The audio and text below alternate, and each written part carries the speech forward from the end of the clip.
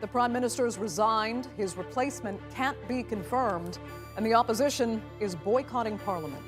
Georgia's political crisis deepens as police and protesters clash in the capital. Some demonstrators want new elections, but would that be enough to end the unrest? I'm Andrea Sankey, and today's newsmaker is the political crisis in Georgia.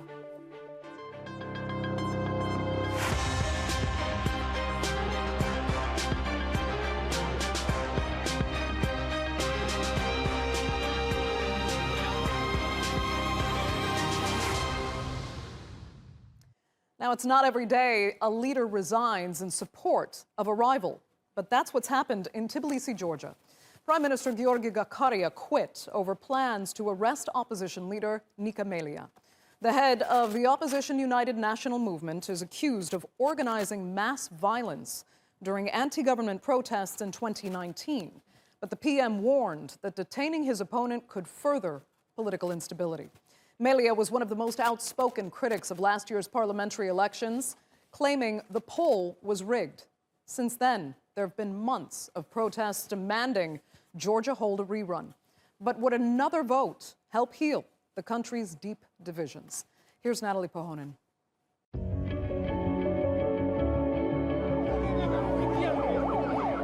Chaos outside Georgia's parliament. This nation of about 4 million people is in the midst of a political crisis. It's been unfolding for months, and it's just cost the country a prime minister. The man who was in that role, Giorgi Gakharia, has resigned in protest over a court ruling to detain opposition leader Nika Melia. My absolutely unshakable position is that it's unacceptable to enforce a measure, even a lawful one, against one particular person if that poses a risk to the health and lives of our citizens or creates the possibility of a political escalation in the country. For now, there's been a stay on the detention of Melia for his alleged involvement in protests in 2019. But Gakharia's resignation has reignited the opposition's calls for fresh polls. We demand a meeting of united opposition with the participation of our partner ambassadors, with the representatives of the regime, about only one issue: snap elections. Those calls began in the aftermath of last year's parliamentary elections. The ruling party, Georgian Dream, claimed victory with 48% of the vote. But local election observers said there were irregularities. Opposition parties allege the vote was rigged, and their supporters have held several demonstrations calling for snap elections. The political legitimacy of Georgian Dream has also come into question because the opposition has boycotted Parliament. This fresh uncertainty has left many Georgians feeling frustrated with both their government and the democratic process. Gakharia is smart. He found a moment to escape this swamp. The rest of the government is a bulk of idiots thinking of money only. It is obscure to me what the government is doing about the country's priority, which is European and Euro-Atlantic integration. Nobody reports to the people to say what has been done. Then we see the disappointment of the opposition. It makes people anxious that maybe something is going wrong. Corruption is flourishing, and one doesn't know which party or politician to trust. Most young people do not trust politicians in Georgia. Some of that mistrust erupted to the surface in 2019, when thousands of people joined in mass protests, and some demonstrators attempted to storm the parliament after a Russian lawmaker addressed Georgia's parliament from the speaker's seat. Many here are opposed to Russian involvement in politics, particularly after Moscow went to war with Georgia in 2008. The protests led to promises of electoral reform, but after the 2020 elections, many voters have been left dismayed. So what will it take to restore their faith in politics? Natalie Pohonen, the Newsmakers. Let's cross now to our panel in Tbilisi. Tengiz Pkhaladze was the foreign affairs advisor to former Georgian President Giorgi Badridze. Nika Melia is the executive director of the Georgian chapter of Transparency International, a global anti-corruption organization. And completing our panel is Giorgi Badridze, a senior fellow at the Georgian Foundation for Strategic and International Studies. Thanks all so much for joining us. It is not encouraging, I must say, to hear Georgians refer to the government now as a swamp, with increasing levels of corruption. And it makes some wonder exactly how calling another election would resolve anything. So, Giorgi Badridze, I'll ask you first. Is an election what the people want, and would it help restabilize Georgian politics? Thank you for having me. I'm very sorry that Georgia has come back to the international headlines for all the wrong reasons. And I partially agree with you that the election would not resolve everything. But I'm afraid without election, we are in the dead end. And we are risking a further destabilizing situation. Instead of tackling real issues such as pandemic, and instead of moving forward and faster toward Europe and NATO, we are now engaged in fighting, and this is simply something that my country cannot afford. Right. Eka, it's sad to hear that Georgia is in the headlines for all the wrong reasons, because the country had been making consistent progress in so many international ratings, from economic indicators to gauging democracy and corruption. You'll know this better than anybody at Transparency International.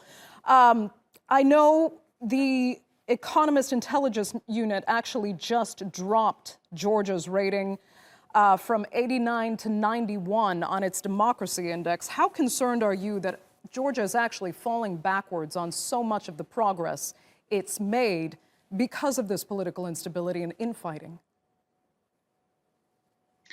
Yes, we are very sorry about this. And for many years, Georgia was front runner in the region, and we were well known for our very effective anti-corruption reforms.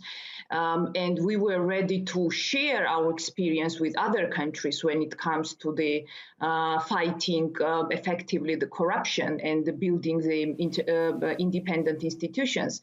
But unfortunately, we are going to the wrong direction now. And this is because, unfortunately, we have this increasing trend of state capture in our country. And now we see that all the institutions are captured by one party only, and all the institutions, the independent institutions, are serving one political party and the person behind this party, Bidzina Ivanishvili. You probably know this. He is the founder of the ruling party, and he made the fortune in Russia years ago. So this is very sad for our country. And yes, I mean, solution lies in reforming the institutions, in making particular steps forward the democratic reforms, building the checks and balances system. But we don't see this. We had today the candidate for the prime minister addressing the parliament, and he did not talk about his plans, about the reforms. He mostly talked about the opposition and how they will punish the opposition, and this is not the right approach. Okay, Tengiz Pkhaladze. I mean, is it fair, do you think, to conclude that Bidzina Ivanishvili, the former prime minister that many suspect is still really calling the shots from behind the scenes, especially in his Georgian Dream Party, that he is responsible for the divisions and the instability we're seeing today? Well, first of all, I would say that, of course, he is a player, and he is one of the most important players in Georgia's political stage. When it comes to the responsibility, I would say that Georgia's crisis is deeper when it could seen for the first glance, because the main problem is the extremely polarization of our society and unwillingness to our politicians to cooperate with distinct people, with opposition and others.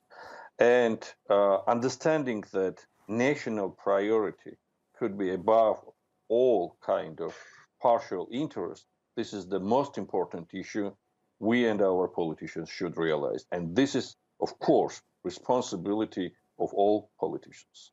Okay. Giorgi, let me address this to you. I mean, I think one reason the political crisis is so confusing, particularly for foreign observers, is because it's hard to understand where the ideological divide, if there is one, actually lies between the ruling party and the opposition. How do they differ in effectively what they want for the country?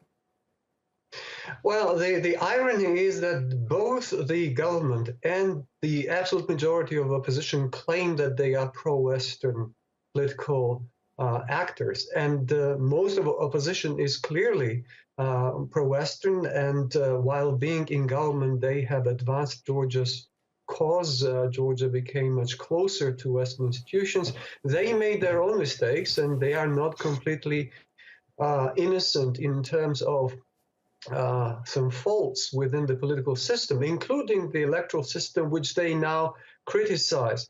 However, the real problem is, I believe, and I'll be more blunt in this, Bidzina Ivanishvili and his grip on state institutions. He controls everyone and everything, it appears. And the fact that the prime minister resigns because he does not agree with the plan to arrest the opposition leader only suggests that he never had a real power to, for instance, fire those ministers who disagree with him and who who said that they had to implement this plan. And the fact that his replacement comes from the most notorious kind of segment of the government, specifically Mr. Garibashvili, the candidate for prime minister, is formerly Mr. Ivanishvili's personal aide. I mean, this speaks volumes, and he already had his stint as prime minister, and not very successful one. He had to be fired by Mr. Ivanishvili, and now his return suggests that the only criterion according to which Ivanishvili basically trusts power to someone is personal loyalty. Mr. Garibashvili is the most loyal among all other politicians within the Georgian dream. Any other politician within this group would be better than him. And this to me indicates that Mr. Ivanishvili still pulls the strings. Okay. Nika Melia, I imagine you agree with most of what you just heard there, but let me just put this question straight to you. Who wins from the prime minister's resignation here? We actually expected that it will decrease the tension until we get the news about who will be the next prime minister. And now I don't think that we can expect something positive from the new candidate and the new prime minister, because for many years he was known as a very aggressive person towards the opposition and the NGO community as well, using the kind of Russian narrative that all the NGOs are the foreign agents. And he was the first person who was using this narrative, these messages. So that's why I personally do not expect positive steps from him. And he has already announced how he's going to punish the opposition. So, Nika, what's the end game, in your opinion? We have big troubles now. It's very difficult to predict and to know what will happen. I think that we really need the attention from the international community. And I think that the solution is with the democratic reforms here and from both sides to think about the compromise. Of course, the more responsibility lays on the side of the government, and they should take the right steps in order to move the country to the right direction. Okay. Tengiz, I mean, if the ruling party had just left Nika Melia alone, do you think they would be, and Georgia would be, in a better position right now? It would be very important step towards cooperation. Because once again, it's not a problem about one particular person. It's not just one case. The problem is polarization and radicalization. So it will be a significant step towards cooperation. And what we need government and opposition sitting together, discussing Georgia's national security agenda, Georgia's national security priorities, European and Euro-Atlantic integration agenda, cooperation, regional progress, regional projects. This is what exactly Georgian population and Georgian people need. Not such kind of contradiction, not such kind of confrontation. Giorgi, help us understand, if you can, what external elements, if any, are at play. I mean, many outsiders, again, see Georgia as a sort of proxy power play right now. Russia doesn't want to lose its influence, but the United States, of course, would like to see Georgia become a member of the EU. Are those issues really at play right now in domestic politics and the crisis we're seeing at present? Or is that just manufacturing from outside observers because that's what appeals and makes sense to someone looking at it? Frankly, I wouldn't say that Georgia has seen much involvement from our Western partners and the United States in particular in recent years. And traditionally, their role was limited by supporting Georgia's democratic reforms, and they were never shy at criticizing when something was wrong with it. And this was the position of partners. We never have been a subject of purely geopolitical rivalry. Russia has its interest, and Russia has indicated it very clearly that it is interested in preventing Georgia from emerging as a stable, democratic country, let alone its integration into the Western structures. And in doing so, Russia has always been supporting any political forces that were ready to, unfortunately, contribute to Georgia's instability. And this is what we're seeing today. Tengiz already mentioned that we are now, and Nika, that we are now seeing Georgian government very often coming up with the exact same rhetoric as Russian government uses towards its opponents. And this is the first time in our history. Georgia has been a country in which there was a consensus among all political forces that regardless of the methods, but Georgia was going to return to the European family, to emerge as a European democracy and to join NATO. And now we're seeing something that resembles not anything that we have done, but something is more familiar picture that we can see in Russia. What's lacking today is a clear and more specific messages coming from the West. We just had a representative of the Lithuanian parliament, and sadly, his suggestions and his recommendations were dismissed by the ruling party as if Lithuania would not be a perfect example and path for Georgia to follow. We started from the same position, and today Lithuania is under the NATO security umbrella. It's part of Europe, and it's a wealthy, progressive country. Okay, Giorgi Badridze, I'm going to have to give you the last word, unfortunately. I'd like to thank all three of our panelists so much for joining us on the Newsmakers. Unfortunately, that's all the time we have. Thank you so much.